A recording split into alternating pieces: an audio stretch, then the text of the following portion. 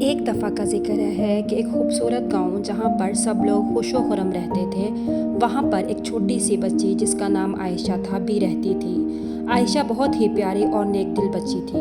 اس کی ماں نے اسے بتایا تھا کہ جانوروں کا خیال رکھنا بہت ضروری ہے، اور عائشہ نے اس بات کو دل میں بسا لیا تھا۔ عائشہ کے گاؤں میں ایک انتہائی خوبصورت گائے بھی رہتی تھی جس کا نام بانو تھا۔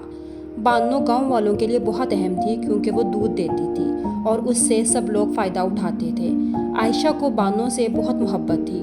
وہ روزانہ صبح بانو کے پاس جاتی اور اس کے ساتھ وقت گزارتی۔ ایک دن گاؤں میں اچانک تیز بارش آ گئی۔ یہ بارش عام بارشوں سے قدرے مختلف تھی۔ یہ بہت تیز اور طوفانی تھی۔ گاؤں والوں نے گھر کے اندر پناہ لی اور اپنے جانوروں کو بھی محفوظ مقامات پر پناہ دے دی، لیکن بانو کہیں نظر نہ آئی۔ عائشہ بہت پریشان ہو گئی اور اپنی ماں سے کہنے لگی، امی بانو کہاں ہے؟ ہمیں اسے ڈھونڈنا چاہیے۔ عائشہ کی ماں نے کہا، ابھی باہر جانا شدید خطرناک ہے، ہم تھوڑی دیر میں دیکھیں گے۔ مگر عائشہ کا دل نہ مانا۔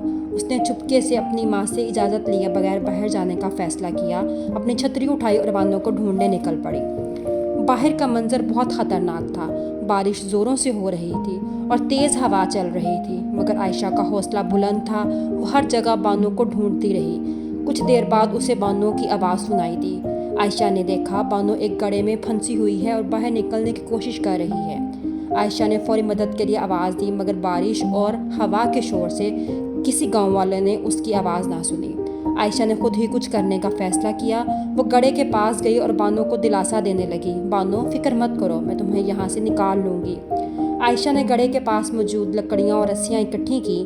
اس نے رسیاں بانو کے گرد باندھی اور پوری قوت سے اسے کھینچنے لگی، مگر بانو بہت بھاری تھی۔ عائشہ کی کوششیں ناکام ہو رہی تھیں، پر عائشہ نے حوصلہ نہ چھوڑا۔ کچھ دیر بعد بانو گڑھے سے باہر آ ہی گئی۔ بانو کے باہر آتے ہی عائشہ نے خوشی سے بانو کو گلے لگایا اور کہا، دیکھو بانو، ہم نے مل کر دکھایا نا۔ اتنے میں گاؤں کے لوگ بھی وہاں پہنچ گئے۔